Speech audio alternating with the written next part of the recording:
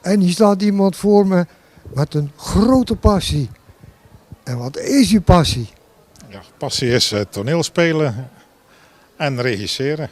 Ja. En regisseren. Maar je bent ook schrijver van een stuk wat we gezien hebben.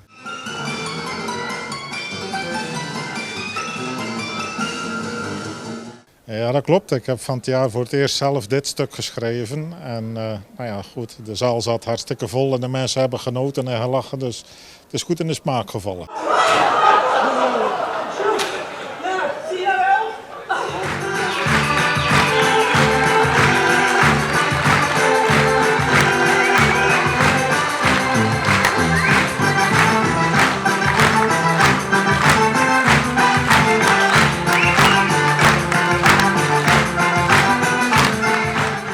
Maar ja, zo'n stuk schrijven en regisseren en allemaal uitvoeren.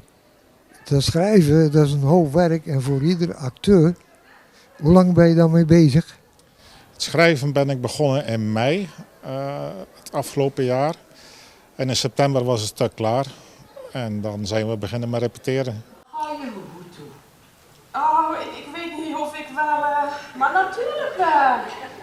Ah ja, die ook zo klaar, nee? Een prachtig decor.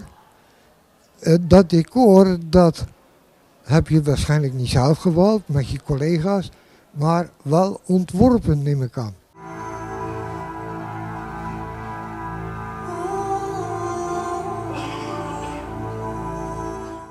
Ja, het idee wel natuurlijk, want met het schrijven komt ook het idee voor het decor en ook dingen die je nodig hebt, zoals de receptie, de caravan, de tentjes die we nodig hebben, het schaduwspel in de tentjes. Dus die ideeën die komen natuurlijk, maar dan ja, heb je wel handjes nodig en kundige mensen die dit in elkaar kunnen steken. Dus ja, die hebben we gelukkig ook. En nou, dus het resultaat, dus dat is prima.